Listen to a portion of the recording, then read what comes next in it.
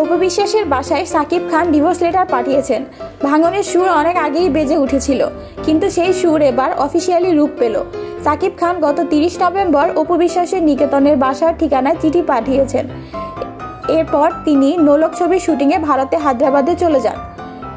ডিভোর্সের চিঠি অপুর বাসায় বারবার গিয়ে ঘুরে এসেছে বলে জানা গেছে। অপু চিঠি গ্রহণ করেননি।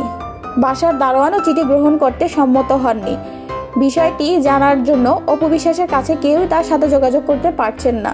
এতদিন যে গণমাধ্যম কর্মীদের অপু বলতেন আপনারাই সব, তাদের নিকট দেওয়া নম্বরও বন্ধ রেখেছেন অপু বিশ্বাস।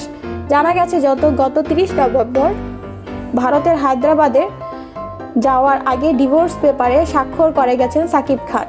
এই ডিভোর্সের আইনজীবী সুপ্রিম কোর্টের শেখ সিরাজুল ইসলাম সিরাজ। তারকা দম্পতি সাকিব অপুর গোপন বিয়ের খবর জানাজানি হয় চলতি বছর 10 এপ্রিল। এরপর থেকে চলচ্চিত্র পাড়ায় গুঞ্জন ছিল সাকিব অপুর সংসার নাকি টিকবে না। সাকিব অপু গোপনে বিয়ে করেন 2008 সালে 18 এপ্রিল।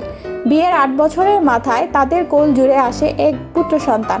তার নাম আব্রাহাম খান জয়। 2016 সালের 27 সেপ্টেম্বর কলকাতার একটি ক্লিনিকে সিজারের মাধ্যমে জয়ের জন্ম হয়।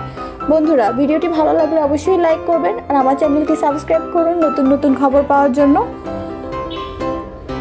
ধন্যবাদ।